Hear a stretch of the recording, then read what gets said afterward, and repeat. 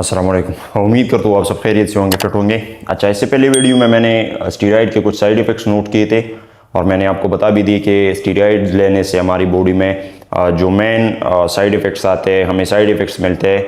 सो उसमें से test suppression हो गया या जो हार्ट प्रॉब्लम्स हो गए या उसके अलावा लिवर ट्यूमर्स वगैरह हो गए।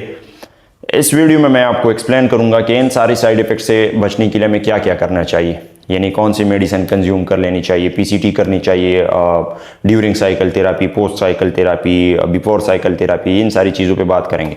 तो आइए इस वीडियो में देखते हैं और स्टीरॉयड से जितनी भी साइड इफ़ेक्ट्स आते हैं उनका कोई ना कोई सोल्यूशन निकाल लेते हैं।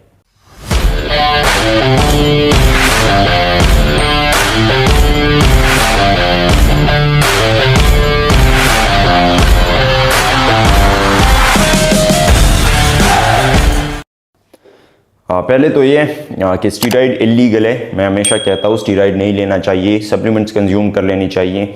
नेचुरली भी टेस्टोस्टेरोन बूस्टर्स आते हैं, जिस तरह गेट स्पोर्ट्स के मेंस मल्टी टेस्ट हो गए या उसके अलावा अश्वगंधा वगैरह हो गया या उसके अलावा सलाजीत वगैरह हो गए। तो ये बेहतरीन टेस्ट बूस्टर्स है, हमें इसे कंज्यूम कर लेनी चाहिए।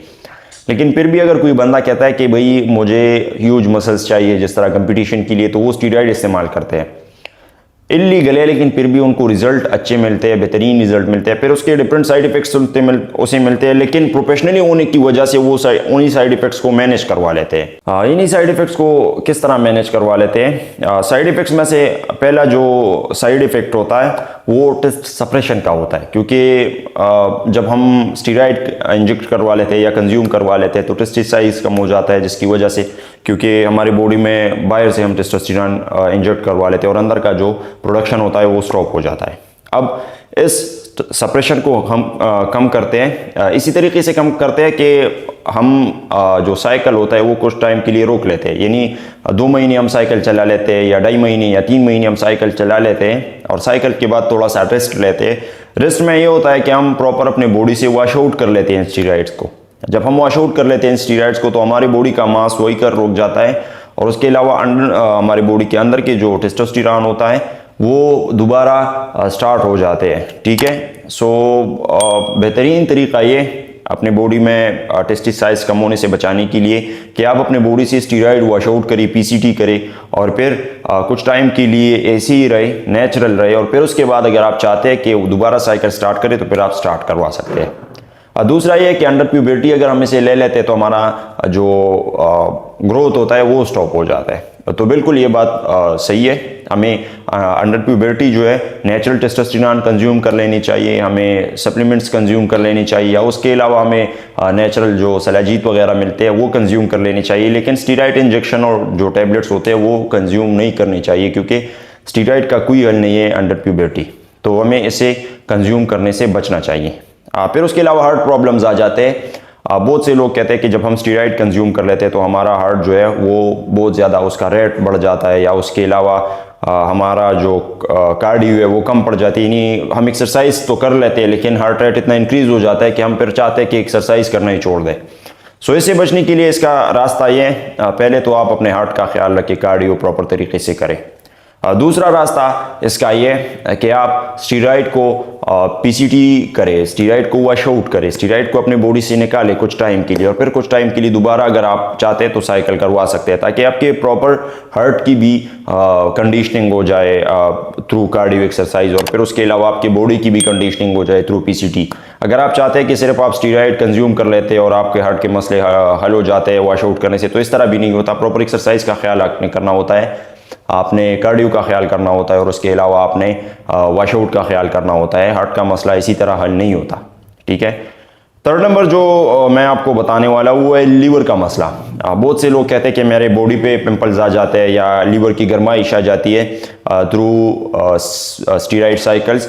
तो बिल्कुल इसी तरह ये आप ड्यूरिंग एक्सरसाइज भी ड्यूरिंग स्टीरॉयड साइकिल भी और उसके अलावा साइकिल के बाद भी आप एक सप्लीमेंट है जो कि लीवर 52 के नाम से वो आप इस्तेमाल कर सकते हैं, ताकि आपकी लीवर की जो स्ट्रेंथ है वो बरकरार रहे और लीवर की कंडीशनिंग हो जाए। आप थोड़े टाइम के लिए, फिर मैं कहता हूँ थोड़े टाइम के लिए स्टीरॉयड रुकवा सकते हैं, साइकिल स्टॉप करवा सकते हैं और वॉश आउट करवा के दोबारा आप साइकिल करवा सकते हैं। तो इसी तरह आपके इंटरनल पार्ट्स जो होंगे वो स्ट्रॉन्ग रहेंगे। फिर उसके अलावा गायनो एक्नीज और स्ट्रेच मार्क का मसला आ गया। तो एक्नीज के लिए आप डिफरेंट चीज़ ये इस्तेमाल करते हैं, जिस तरह के बाहर से ऑइंटमेंट क्रीम्स वगैरह आते हैं वो आप इस्तेमाल करके ख़त्म हो जाते हैं। ठीक है, आप लीवर 52 भी कंज्यूम कर सकते हैं क्योंकि एक्नीज लीवर की वजह से आते हैं मोस्टली। फिर उसके अलावा स्ट्रेच मार्क का मसला हो गया, तो स्ट्रेच मार्क के लिए आप ऑयल इस्तेमाल कर सकते हैं, बायो ऑयल के नाम से आते हैं, स्क्रीन पे आपको शो होता रहेगा। फिर उसके अलावा गायनों का मसला होगा, तो गायनों के लिए आप नल्वोडेक्स इस्तेमाल करते हैं या उसके लिए टेमोक्सिफिन जो टैबलेट्स होते हैं वो इस्तेमाल करते हैं, ताकि हमारे बॉडी में जो यहाँ पर फैट्स जमा हो चुके हैं या हमारी बॉडी में जो एक्स्ट्रा एस्ट्रोजन बन रहे हैं वो एस्ट्रोजन कम हो जाए। क्योंकि जब हम बाहर से स्टीरॉयड कंज्यूम कर लेते हैं, टेस्टोस्टेरॉन कंज्यूम कर लेते हैं, तो टेस्टोस्टेरॉन इन प्रोडक्शन के साथ साथ ज़्यादा होने के साथ साथ हमारी बॉडी में जो फीमेल्स हार्मोन होते हैं, एस्ट्रोजन होते हैं, वो भी बढ़ जाते हैं। सो उसको रोकने के लिए हम टेमोक्सिफिन इस्तेमाल कर लेते हैं या नल्वोडेक्स इस्तेमाल कर लेते हैं, ताकि ये कम हो जाए और हमारी बॉडी में गायनों का मसला ना आ जाए।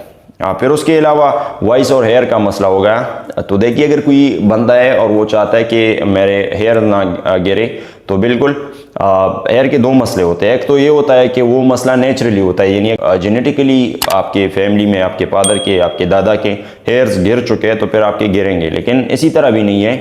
सो आपके नहीं भी गिर सकते, गिर भी सकते। इससे बचने के लिए ये है कि आप कंप्लीटली आपकी जेनेटिक्स पे डिपेंड करवा लेता है, इसका कोई हल नहीं है। आप अपने हेयर का प्रॉपर ख्याल करवा सकते हैं, मल्टीविटामिन इसके साथ इस्तेमाल कर सकते हैं, डिफरेंट चीज़ नेचुरली आप कंज्यूम कर सकते हैं।